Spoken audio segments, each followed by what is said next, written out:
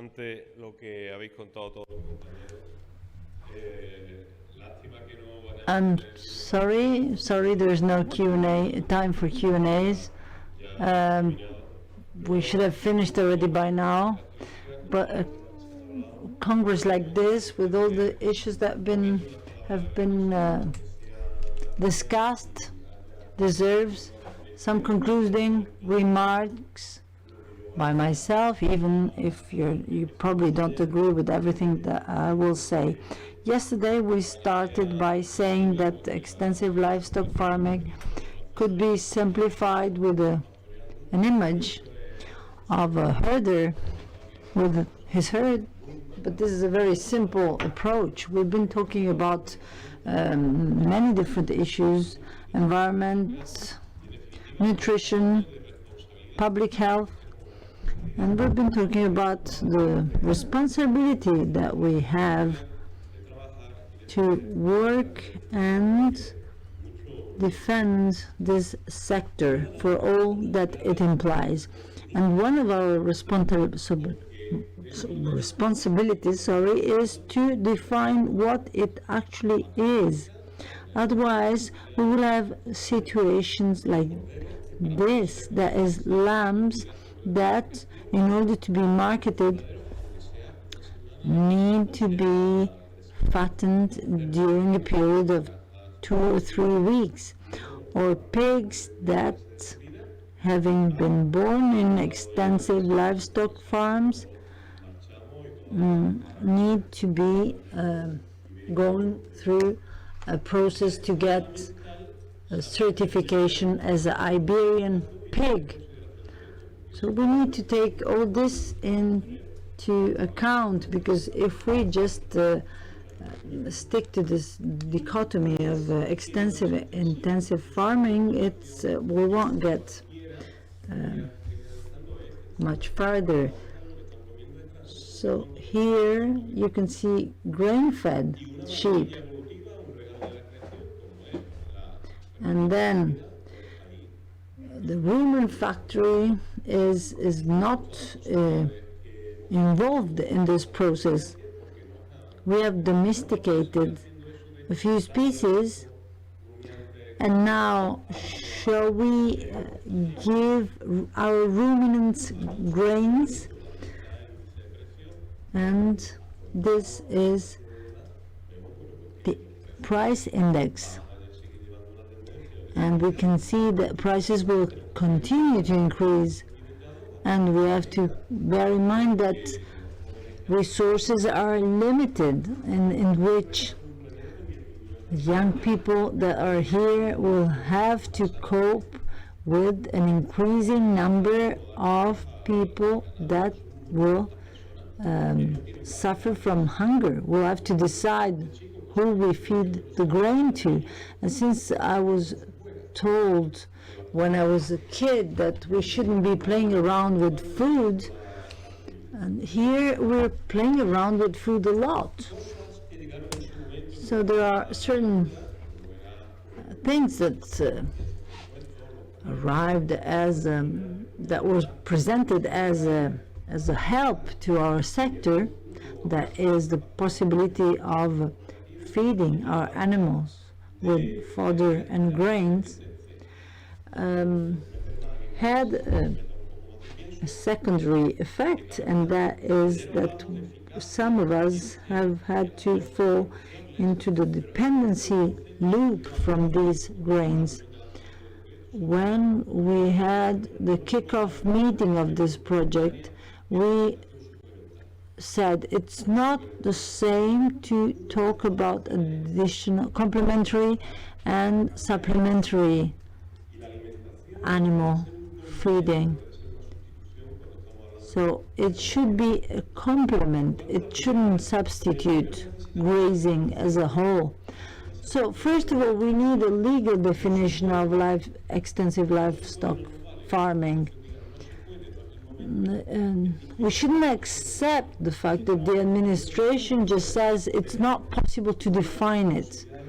We do need a definition so that we can differentiate from other livestock farming. Just working open air is not necessarily a synonym of extensive livestock farming. We have already mentioned climate change. And should we talk about climate change or climate crisis?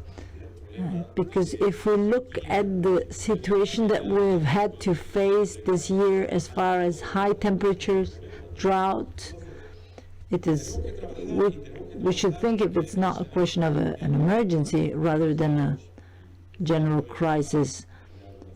And in the opening speech, I said it already. I hope that we won't organize another conference like this without including a session about education. We should start by teaching young children, because they will be the consumers of the future. And I can't even see Italian food. I don't like fast food, Italian fast food. But my daughter wanted to go to a pizza place. Let's start by letting be demanding about the food they eat. We see the evolution of people that describe themselves as vegans and how the omnivorous part of the population is decreasing. If we analyze the features and the motivations of those people, we hear talk about climatic justice, animal welfare. We used to say that we should stop eating meat because meat had a lot of additives, and today they are trying to sell this idea of ultra-processed meat proteins that the European Union is allowing to market as meat. So you stop eating meat because it has a lot of additives and GMOs, and in order to eat something similar, this is the first time it was marketed in Tel Aviv, this restaurant that sells lab produced meat. And while this happens, no one is telling our kids about the benefits of extensive livestock farming. This is the cover of a fairy tale that my daughter has at home. And this type of image is very harmful for the reality of livestock farming. This is my daughter in the zoo of London, and this is an example of coprophagous organisms. We cannot have farms like this and pretend that we're talking about extensive farming. This is Professor Mata, my professor at the university, and he was teaching us about extensive livestock farming 32 years ago and its problems with the CAP. And we keep hearing that the next CAP will give an opportunity to the sector. We keep hearing that with what is now been defined as eco-regime. Now here in Andalusia, in the mountainous areas of Cádiz, Sevilla, Córdoba, they're already considered as wet areas. These are the criteria that should be applied. Now, a cow is not a UGM anymore. We have different standards, and that means that we will increase the density, the grazing density.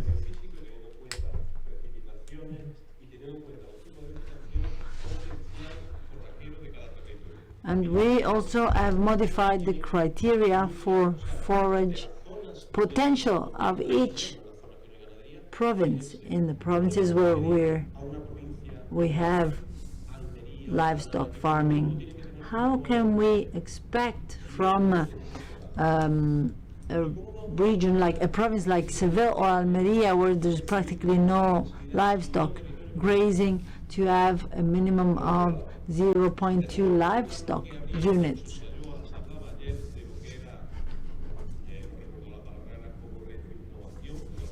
Yesterday we talked about going back to the future and reinventing old practices. What should we tell a herder to explain the reason why this has been approved like this?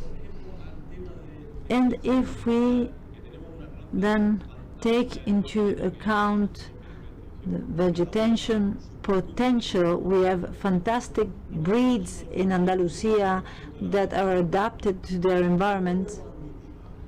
How can we accept that with the territorial diversity we have, the northern part of the province of Cordoba is grouped in the same region as far as the CAP subsidies are concerned as Riaño, which is an area where they practice Atlantic, where they have an Atlantic vegetation? We don't have any magic word to cope with climate change. We need to be more and more extensive, promote the ecosystem balance. We are a population that comes from livestock, from herders, and we have lived off this activity for many years. And now when we see situations like this, we can only be saddened by the fact that we see that this type of livestock farming is totally dependent on external grains to feed the animal. So we need to go back to the original balance. And that is why I encourage the use of new technologies like the ones that have been developed in this project, and to be as extensive as possible. If we were able to add even minimal percentages, we would reach a 10% share. We're all worried about the inflation rate. The inflation rate right now is 8.5%, and to this we must add the increase in the prices of oil prices, food prices. Why don't we accept that we should sum the effect of the good practices to reach our goals? Otherwise, it all sounds very good. The rewilding Europe sounds very good, but I think it's more leading to abandonment of our territory. 7.4% of our territory is made up of pastures, and of that we have a certain percentage that is forested, and we know the situation from last year and all the fires that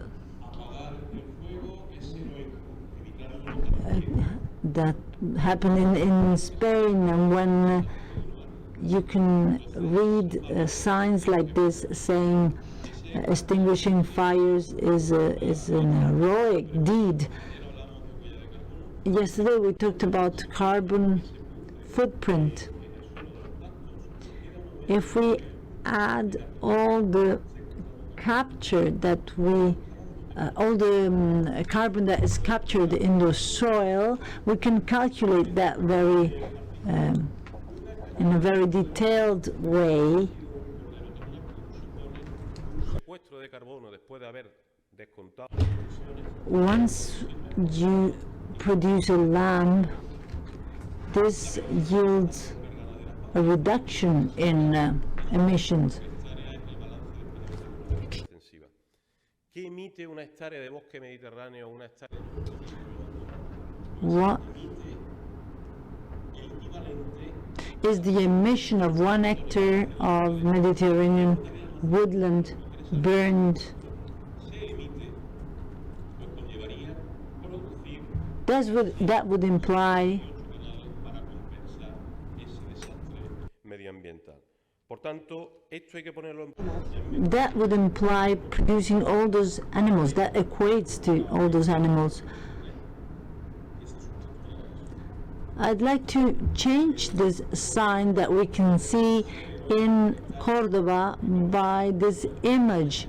It is heroic to be a firefighter, but it is also as heroic to be good to animals and with our planet. So to be good with our animals means that we need to support this sector. We are eating 3.2. Vamos a entrar en esa diatriba, en esa We can't get into this debate of good and bad.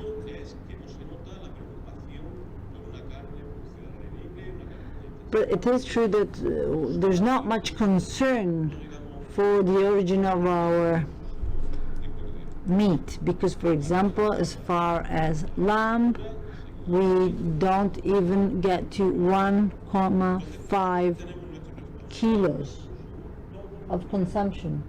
We're all responsible for the meat that we eat. When we go and buy our meat, we can vote for the type of livestock farming we want, because we can only vote once every 4 years, but we can vote every day buying our meat. This is a photo from this year. I've asked who has never eaten lamb meat. 6 of them. Who has eaten lamb in the past few months? 6. And those are young people that are concerned about environmental protection, etc. There is a lack of communication between consumers and producers. We need to work together. We need to promote educational programs, promote the creation of cooperatives, associations that help us to share resources, the issue of mobile slaughterhouses.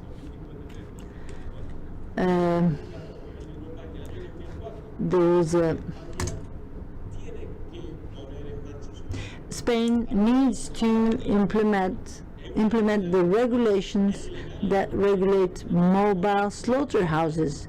They're legal in other countries. We need to make them legal in Spain as well. There must be political will behind it. When we say all together, this is the photo that we took yesterday, sharing ideas, participating in different projects.